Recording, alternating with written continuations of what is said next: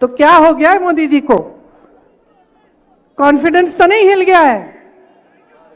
घबरा तो नहीं रहे कि बहकी बहकी बातें कर रहे हैं हर जगह जाके? मतलब मैंने कल टीवी चलाया, मुझे तो यकीन ही नहीं हुआ कि ये देश के प्रधानमंत्री बोल रहे हैं। मैंने सोचा किसी ने गलत वो वीडियो मॉर्फ करके कर दिया होगा। फिर दोबारा मैंने किसी दूसरे चैनल पे देखा कि भाई यही कह रहे हैं। फिर मैंने सुना एक्सरे मशीन, मंगलसूत्र, पता नहीं क्या क्या कह रहे हैं। फिर आगे जाके कुछ और भटकी भटकी बातें कहने लग गए। तो क्यों कर रहे हैं ये? कभी सोचा है आपने? क्या सोचा है? उम्र का तकाजा ये भी है।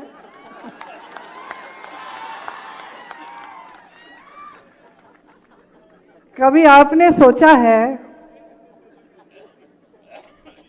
कि आपका ये जो वोट है कितना कीमती है? कितना कीमती है? इससे 5 सालों का भविष्य बनने जा रहा है। इससे आप तय कर रहे हो कि अगले 5 सालों में गैस सिलेंडर कितने का मिलेगा। इससे आप तय कर रहे हो कि कोई जब दुकान जाओगे कि कुछ खरीद पाओगे कि नहीं। इससे आप तय कर रहे हो कि अपने नौजवान बच्चों को रोजगार मिलेगा कि नहीं।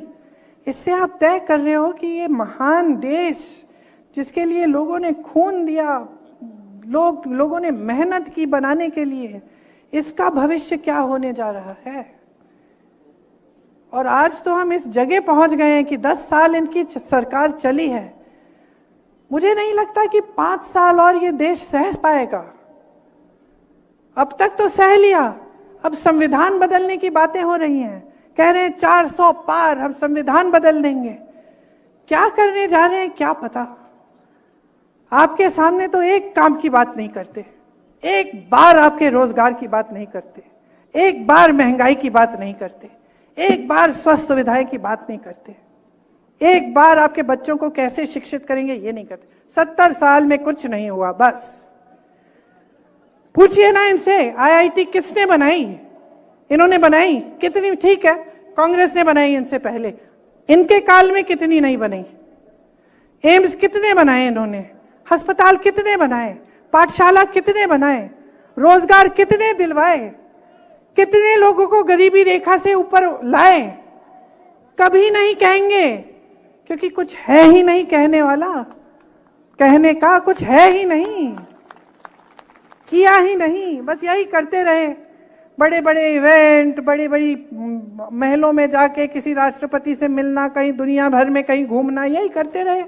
अब टाइम आ गया है रिपोर्ट कार्ड का, टाइम आ गया है। 5 सालों से तो आप कुछ भी करते रहे, आपसे किसी ने पूछा नहीं। अब जनता पूछ रही है, अब जनता कह रही है कि भाई बताओ क्या किया। तो अब घबराहट हो रही है। अब बहकी बहकी बातें, वही हिंदू मुसलमान, वही इधर उधर की बातें, वही विश्व गुरु, वही दुनिया के सबसे बड़े नेता हैं मोदी जी। अरे क्या लेना देना आपको कि कितने बड़े नेता हैं? अगर इतने बड़े नेता आपको पानी नहीं दिलवा सकते, आपका घर नहीं बनवा सकते, आपको रोजगार नहीं दिलवा सकते,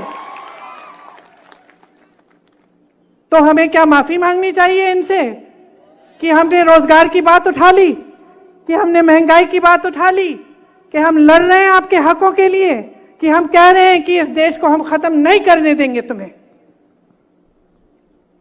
माफी मांगे ये आपसे मांगे। हर बार मंच पे आए माफी मंगवाओ कि हमारे सामने खड़े होकर आपने ऐसी उल्टी शुल्टी बातें, आपने ऐसी हल्की बातें कैसे कर डाली। आप माफी मंगवाओ, पूछो इनसे। कोई जिम्मेदारी नहीं होती प्रधानमंत्री की देश के प्रति, कोई जिम्मेदारी नहीं होती जनता के प्रति कि जनता के सामने मंच पे खड़े हो सच बोलो। यही जिम्मेदारी होती है। ये दिल में लेके ये जिम्मेदारी उठाते हैं प्रधानमंत्री। मैंने देखे हैं ऐसे प्रधानमंत्री। और मैं ये नहीं कह रही हूं कि सिर्फ मेरे परिवार के सदस्य थे। हाँ, इंदिरा जी थी, मर गई देश के लिए, शहीद हो गई देश के लिए। हाँ, राजीव जी थे, टुकड़ों में घर लाई मैं उनको, शहीद हो गए इस देश के लिए। लेकिन मनमोहन सिंह जी भी थे जो क्रांति लाए इस देश में। कांग्रेस पार्टी को ना देखिए तो वाजपेयी जी भी थे, जो सभ्य इंसान थे कम से कम। और मैं दावे के साथ कह सकती हूं कि यह देश का पहला प्रधानमंत्री होगा जो आपके सामने इस तरह से झूठ बोलता है, जिसके दिल में इतनी भी भावना नहीं है कि मैं जनता के सामने बोल रहा हूं, मेरे मुंह से सच निकलना चाहिए। इन्होंने कितनी गाली दी हमारे परिवार को, इससे हमें कोई परवाह नहीं है। किसी को नहीं छोड़ा, मां को नहीं छोड़ा, पिता को नहीं छोड़ा, दादी को नहीं छोड़ा, दादा को नहीं छोड़ा, परदादा को नहीं छोड़ा, भाई को नहीं छोड़ा, पति को नहीं छोड़ा, कोई बात नहीं करते रहे। 56 इंच का इनका सीना नहीं है, इनका सीना नहीं है, लोहे के सीने हैं हमारे।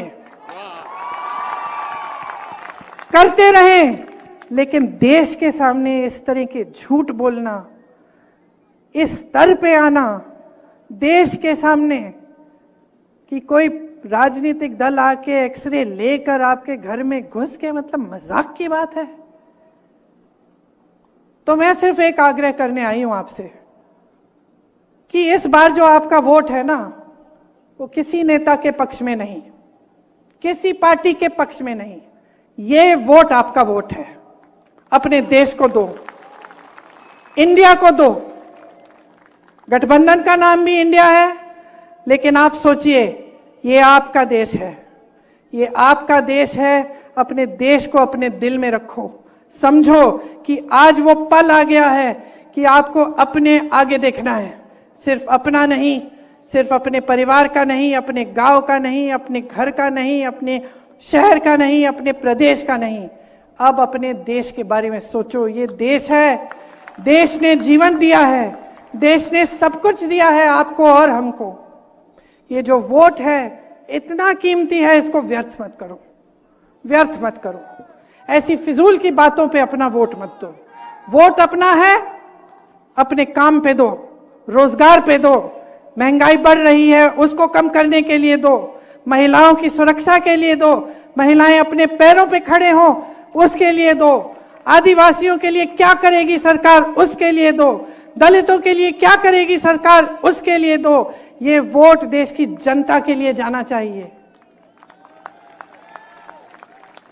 गलतफहमी में मत होना, गलतफहमी में मत होना। सब आपके हाथों में है, किसी एक नेता के हाथ में नहीं है, सब आपके हाथों में है। इस बात को समझिए, अपनी शक्ति को पहचानिए और इस चुनाव में ऐसा वोट दीजिए कि इस देश में जो सरकार है वो। आशा है ये कार्यक्रम आपको पसंद आया होगा। इस वीडियो को ज्यादा से ज्यादा शेयर करें, लाइक करें और कमेंट करके बताएं आपकी राय क्या है। और अगर आपने हमारा यूट्यूब चैनल अभी तक सब्सक्राइब नहीं किया है तो तुरंत इसको सब्सक्राइब कर लीजिए और बेल आइकन भी दबा दीजिएगा, ताकि अगली जब वीडियो अपलोड हो तो आपके पास इसका नोटिफिकेशन पहुंच सके। और अगर आपने हमारा